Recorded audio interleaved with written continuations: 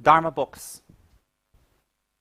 Buddha's body, speech, and mind in its ultimate nature means cannot be seen, perceived, touched, or tasted unless you're a Buddha yourself. But Buddha's body, speech, and mind can manifest in a perceptible form depending on your level. When it is manifesting as a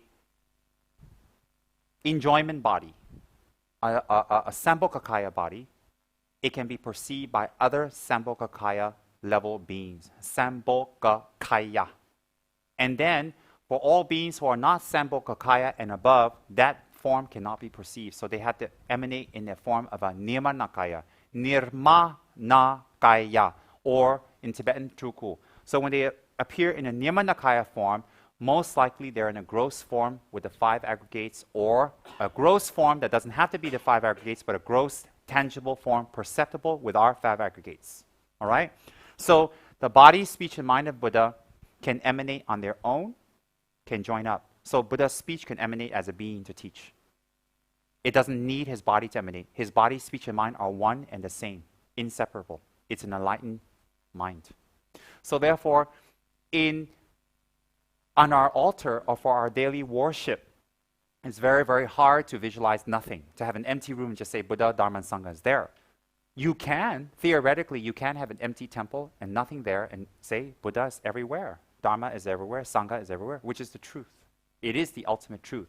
But for normal beings like us, it's very hard to consistently visualize. Why? This fella might walk in and visualize the Buddha in that corner. Jivana walk in and visualize the Buddha right there. And then, Mr. Accountant here will walk and visualize the Buddha there. So if Andy sits here, he screams. If Bloop Bloop sits over there, he screams. So everybody's visualization is everywhere and nowhere. So it's like you can't sit there because I visualized Buddha there. And you're like, oh God, you're just getting revenge on me because I didn't give you my lunch. And it gets very mixed up. So the reason Buddhists make images of Buddhas is not to be an idolater. It is to give a set form, position, and definition of an enlightened being, so that it's easy for us to generate merits and have a relationship with an enlightened being. And therefore, we have statues and we keep altars to have this relationship and connection every day with an enlightened being. So Buddha's body, as I mentioned many times before, comes very simply in a form of a Buddha image. It could be a tanka, a painting, a drawing. It can be also a statue, an image. And it says in the sutras very clearly that by the virtue of Buddha's own attainments, even a simple line drawing of the Buddha in anger, and we look at it with no faith, we still plant the seeds to see Buddha in reality in the future. Why? Not by the perceiver, by the object's power. Why? By the perception. So if a line drawing as simple as that, and someone who doesn't know and even angry looks at it, it plants seeds. That's why Buddhists have a system of making big statues, many statues, images in caves, like in Afghanistan, and big images and big Buddha statues and everywhere. Why? Even seeing a Buddha image plants the seeds of us to become enlightened. And hence, in the Chinese Mahayana tradition, you have beautiful Kuan Yins on big hills, like in Penang. Why? So that it can bless the whole environment, so that whoever sees Kuan Yin, an imprint of compassion can be put in their mind. So in Buddhist practice, we try to make the statues as big as possible, as many as possible, as ornate as possible, and as beautiful and expensive as possible. Why? There are many reasons, but one of the reasons is to see an enlightened form. Changes the environment, changes the psycho-pseudo environment within us. It changes the karmic environment. It clears the feng shui of the area. It dispels negativities, and it plants seeds of enlightenment in our mind. Even to have a Buddha in our garden helps insects who are sentient beings to plant the Buddha nature in their mind. To plant the Buddha seed in their mind for the future. It's very, very powerful. And when we ornament and offer beautiful things, we're not offering beautiful things to the statue. We are offering it to the enlightened body which we wish to achieve. So Buddha's body manifests as a Buddha image that we make, as beautiful as possible, as iconographically correct as possible. That's why I'm very particular about Buddha statues. I don't like just any simple statue. I'll look at it to make sure the implements, the hand, the body is perfect, wonderful. Why? Because it's not an art object to me. Every single part of that body represents a stage and a path to full enlightenment. So when I go Buddha statue shopping in Kathmandu, I'm very particular. And I will spend more money and I will be extravagant on it. Why? Because to me, it's not an art object. It is not something just beautiful. It is something that when it's iconographically correct and consecrated, when everybody sees it, it will plant enlightenment in their mind. And that is why I'm very particular for statues, very particular for thangkas, and I don't simply just like this and this. And I'd rather spend more money and not have money on something expensive and nice than a cheapskate little thing that's been crudely done that doesn't convey anything to anyone. Why? The blessings are very powerful. And for many beings, that's all they'll ever see is just a Buddha image. That's all they'll ever see. So Buddha's holy body will be represented by a statue or a painting or a thangka. Buddha's holy speech will be represented by the Buddha texts. Buddha's holy mind is represented by a stupa. There are seven types of stupas, 7 different shapes that's accepted. 7 or 8, I forgot. I think it's 7. 7 different types of shapes of stupas that's accepted. This is called a kadam stupa. This shape, its relevance, its size, and its steps represents the steps to enlightenment. So when you look at a stupa, if you understand its symbolism, it represents the total enlightened mind of a Buddha. And you fill it with very holy items such as your guru's hair, your guru's clothes, things from saints, Buddha images, chakras. You fill it up and you keep it on your altar. Why? When you have this on your altar and you make offerings every day, you are making offerings directly to the Buddha mind. The result, purification of one's negative mind and the abilities being accrued to attain the Buddha mind. And then when you have holy items inside, such as your gurus, because with guru devotion, without guru devotion, there is no enlightenment, none. So with your guru's holy item inside, what you're trying to say is your guru and the Buddha's mind are one. Why? The Buddha's statue and thangkas don't teach you dharma. It is your guru that teaches you dharma. For your level at this stage, your guru is your Buddha. When you disrespect your guru, you disrespect the Buddha. Why? Whether he's a Buddha or not doesn't make a difference. He is kinder to the Buddha to you than the Buddha himself at this moment because he gives you the steps to enlightenment. So in the tantric system, the guru is the object of offering, such as the guru puja we do, is the object of offering. So therefore, when we put the guru's reliquary inside something holy and we put it on our altar, it represents on the very basic level, remembering the kindness of where we get our dharma from. And at the same time, that the guru gives us the dharma for us to achieve the enlightened mind. Simultaneously, if we have correct view that our guru is Buddha, our attainments will be faster. No one can get any attainments if they don't think their guru is a Buddha. No one. I don't care how advanced you are in practice. You can check this out in the Dharma. I read this just yesterday in Hiruka Vajrasattva commentary by Lama Yeshe. Just yesterday I read this. If you don't think your guru is a Buddha, you will never gain attainments. As simple as that. That's from Lama Yeshe. You can read that in Hiruka Vajrasattva.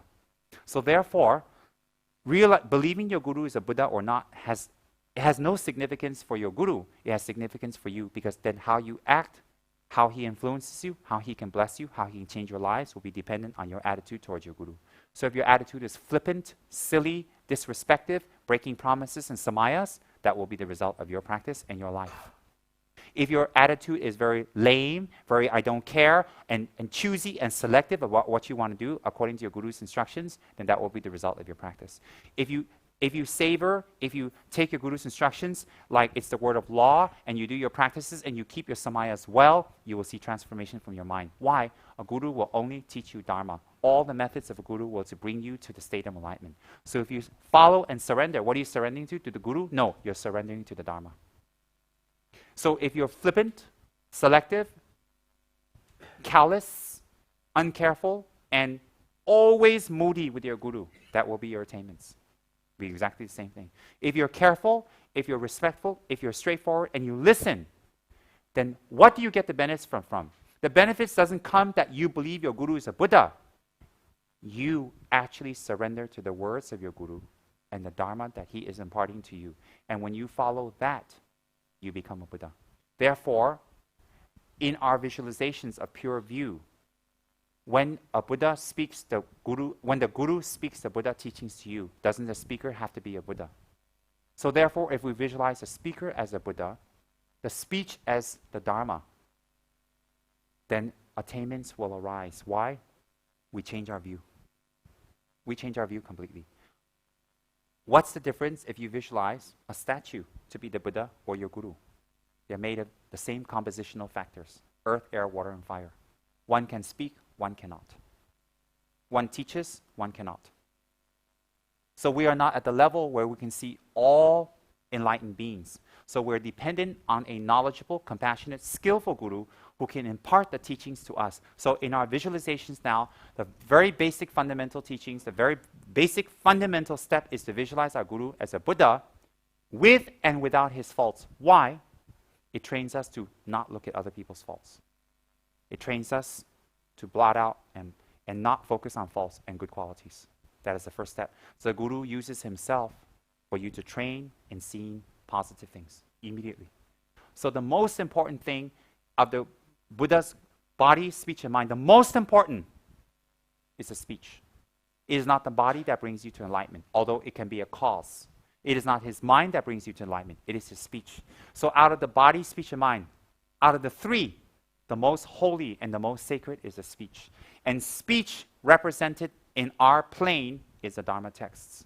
So therefore, the Dharma texts are more holy than the Buddha statues. The Dharma texts are more sacred than the Buddha statues. And the Dharma texts are more valuable. If you were to be in a house if your house was burning down and you had to grab either the Buddha statue or a Dharma text, you would probably buy, if you're smart, you grab the Dharma text.